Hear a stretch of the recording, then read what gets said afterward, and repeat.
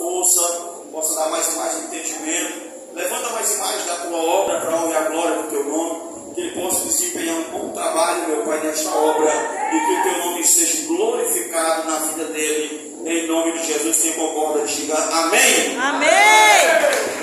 Glória a Deus. Seja bem-vindo. Cadê o sobrinho para dar um abraço aí?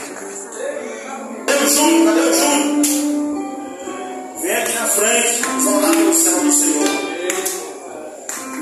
Glória a Deus. Aleluia. Completando uma primavera, né? 15 de novo, 16 de novo.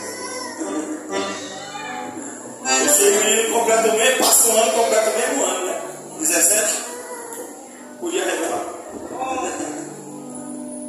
Qualquer coisa que fala comigo no privado depois. Amém, meus irmãos? Estenda as mãos para cá, vamos orar pelo servo do Senhor. Glória a Deus. Senhor, nosso Deus, nós somos como igreja, eu como ministro do Evangelho. Abençoe teu filho, meu Senhor. Deus, no nome do Senhor Jesus, o Senhor continue levantando como o Senhor tem levantado, meu Pai. Sim, meu Que ele Deus. venha progredindo, meu Pai, dia após dia na tua obra. E que o teu nome venha ser glorificado na vida dele, Senhor. Prepara, meu Pai, o seu futuro, meu Pai, que essa data se repita muitas e muitas vezes. E que o teu nome sempre seja